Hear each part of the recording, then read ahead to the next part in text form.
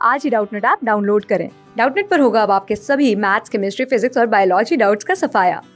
बस अपने क्वेश्चन की फोटो खींचो, उसे क्रॉप करो और तुरंत वीडियो सोल्यूशन पाओ। Download now. Good morning students. तो आज का हमारा क्वेश्चन है, explain the scientific methods involved in deducing any scientific theory. तो अगर हमें कोई भी साइंटिफिक थ्योरी तैयार करनी है, उसको डिड्यूस करना है, तो हमें किन साइंटिफिक मेथड्स का यूज़ करना पड़ेगा।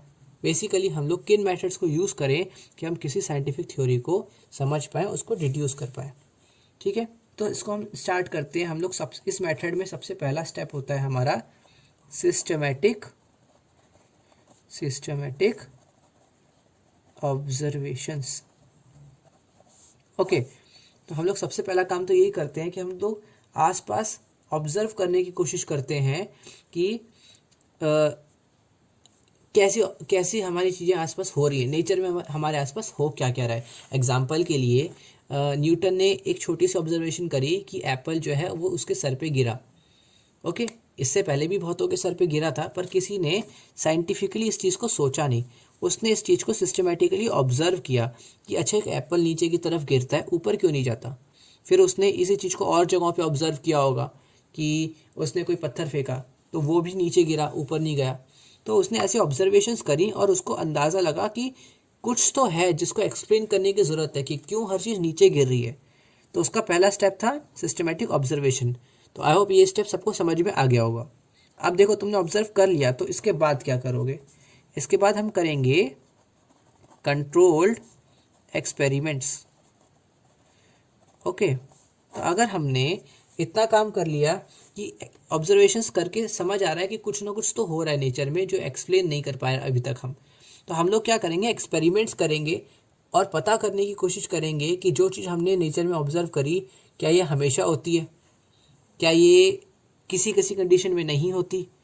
राइट, तो इन एक्सपेरिमेंट्स की मदद से हमें रिजल्ट्स मिलते हैं कि हम लोग गैस कर सकें कि आगे क्या हो सकता है, हम लोग एक्सप्लेन कर सकें कि ये चीज़ हो पा रही है हर बार या नहीं। एग्जाम्पल के लिए न्यूटन ने इसके बाद एक्सपेरिमेंट ज़रूर करे होंगे कि उसने किसी चीज़ को अलग अलग कंडीशंस में वैक्यूम बना के उसको with lots of air, with high pressure air, with low pressure air, सबके साथ उसने डाल के ट्राई किया होगा कि वो कुछ जानकारी जुटा पाए इन ऑब्जर्वेशंस के बारे में। ठीक है, तो बेसिकली अब तक उसने एक्सपेरिमेंट्स कर लिए। अब तीसरा और इम्पॉर्टेंट काम है, ये है क्वालिटेटिव एंड क्वांटिटेटिव रीजनिंग। तो अगर हमने इतना काम कर लिया कि हमने एक्सपेरिमेंट्स कर लिए, तो अब हम उस एक्सपेरिमेंट्स में आंसर करने की कोशिश करेंगे कि ऐसा हुआ तो क्यों हुआ,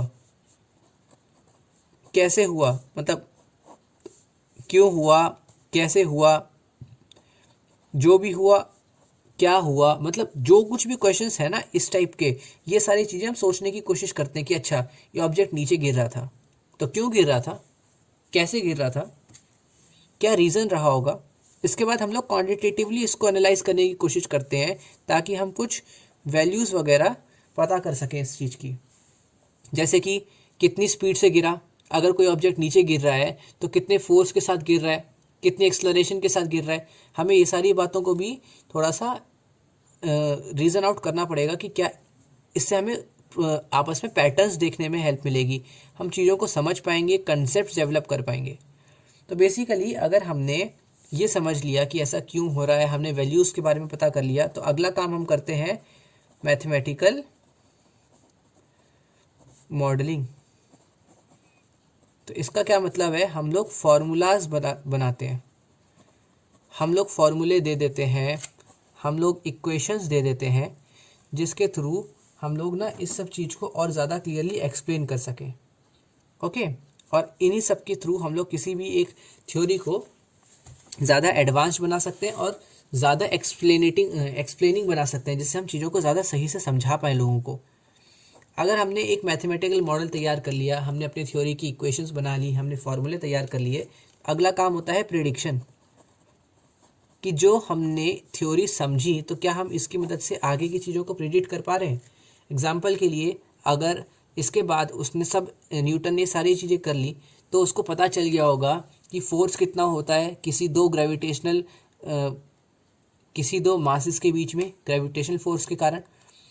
तो अगली बार ना वो क्या करेगा, दो मासेस लेके आएगा, प्रेडिक्ट करके दिखाएगा कि मैं बिना इनके बीच में अट्रैक्शन स्टार्ट करे बताता हूँ कि इनके बीच में कितना अट्रैक्शन होना चाहिए। वो क्या करेगा, एक एप्पल को लेकर आएगा, उसकी प्रॉपर्टीज़ को, उसके मास को देख के, अपनी कैलकुलेशंस को देख के वो प्रेडिक्ट करेगा कि इसको कितने एक्सलरेशन के साथ नीचे गिरना चाहिए, इस हाइट से गिराओगे तो फाइनली इतनी स्पीड अटेन करनी चाहिए। ये सारी बातें वो प्रेडिक्ट करके दिखाएगा। ठीक है, क्योंकि थ्योरीज हम बनाते क्यों हैं, ताकि हम लोग चीज़ों को बता सके, समझा सके, राइट।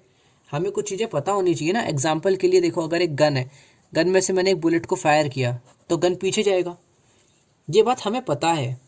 पर क्या हमने सच में गन फायर किया अभी? बट नहीं, हमें थ्योरीज पता है जिसके थ्रू हम लोग ये बात प्रिडिक्ट कर सकते हैं कि अगर ऐसा करोगे तो ये होगा ज़रूर, राइट। तो ये प्रिडिक्शन का कमाल है। और लास्ट चीज़ हमारे पास आती है वेरिफिकेशन और फॉल्सिफिकेशन ऑफ थ्योरीज। तो लास्ट में हम लोग ये बात एक्सप्लेन करते हैं कि जो इससे पहले थ्योरीज थी, क्या वो सही थी, क्या उसमें कुछ प्रॉब्लम्स थी। और ये बात हम देख चुके हैं कि हमेशा साइंस में ऐसा होता ही है कि एक साइंटिस्ट ने कोई थ्योरी निकाली होती है, उस थ्योरी के बारे में डिटेल्स दी होती हैं, पर कुछ टाइम बाद उस थ्योरी में गलतियां पकड़ में आती हैं और कोई नई थ्योरी आती है जो उसको ठीक करने की कोशिश करती है। ये बातें भी ज़रूरी हैं। अगर किसी को पता हो तो हम लोगों के पास एक बहुत पुराना फ्रिक्शन जब हमें पता नहीं था कि कुछ होता है, तो उस टाइम एक लॉ था जो बोलता था कि हमें कॉन्स्टेंटली किसी भी ऑब्जेक्ट को कॉन्स्टेंटली फोर्स लगा के रखना पड़ेगा ताकि वो एक कांस्टेंट स्पीड के साथ मूव करता रहे।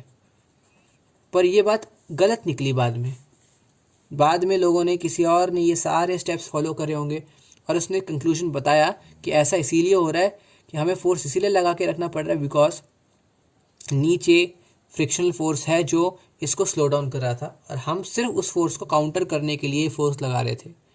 अगर ये सेम कंडीशन किसी ऐसी जगह पे लगा दी जाए जहाँ पे फ्रिक्शन फोर्स नहीं है, एग्जांपल स्पेस, तो स्पेस में हमें कॉन्स्टेंटली फोर्स लगाने की ज़रूरत नहीं पड़ती एक स्पीड को मेंटेन करके रखने के लिए। एक बार स्पीड दे दी तो उसी स्पीड को मेंटेन करके रखेगा। तो बेसिकली हमें इस तरीके से बताना पड़ता है कि हमारे इससे पुराने इस चीज़ से रिलेटेड जो थ्योरीज हैं, क्या वो फॉल्स थी, क्या उन चीज़ों में वेरिफिकेशन हुआ कि हाँ वो पहले भी किसी ने इस बारे में ऐसा कुछ बताया था और मेरे रिजल्ट्स ने भी कहा कि ये वेरीफाइड है। तो आई होप सबको समझ में आ रहा होगा कि हम इतने डिटेल में जाते हैं तब जाके किसी एक थ्योरी को फॉर्मुलेट कर पाते हैं। ओके। क्लास 6 से 12 से लेके नीट, IIT, JEE मेंस और एडवांस के लेवल तक 10 मिलियन से ज़्यादा स्टूडेंट्स का भरोसा। आज ही डाउनलोड करें डाउटनेट ऐप या व्हाट्सएप कीजिए अपने डाउट्स 8400 400 400 पर।